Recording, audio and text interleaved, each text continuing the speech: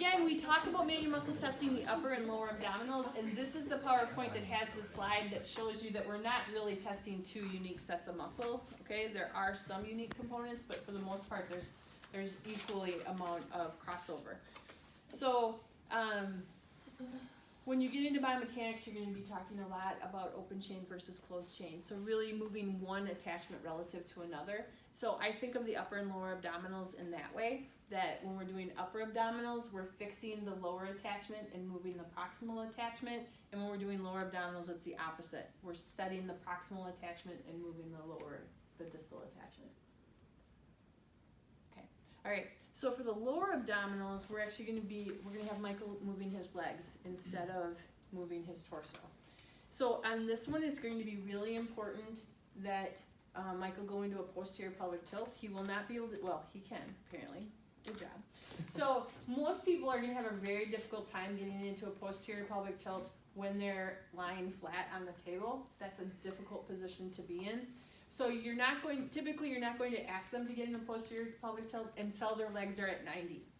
Now how this one is graded, so basically he's going to be doing a leg lowering.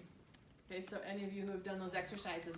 So I'm going to bring his legs up to 90. I'm going to be supporting them. I'm going to ask him to slowly lower his legs, and I'm going to be monitoring his low back because he has to maintain that posterior pelvic tilt. As soon as he loses that posterior pelvic tilt, I'm going to hold his legs, and then I'm going to estimate his angle. Because the grades for this one are in 15-degree increments. And if he can get within 15 degrees of the table, he would be a 5.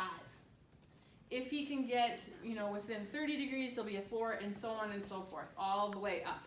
If he can only go within 15 degrees at the top, he's going to have the lowest grade. Okay? All right. So I'm going to go ahead and grab your legs. Of course, I take a tall person to show them. There you go. Okay. Relax your head. Okay. So what I want you to do is tuck your back down for me, nice and tight against the table. Good. Okay. And then go ahead and lower your legs nice and slow. You're doing great. You can go faster, a little faster than that. There you go. Keep it. Keep it. Breathe. Keep it. Breathe. Keep it. Keep it. Go a little slower. Keep it. I'm just kidding. Go ahead.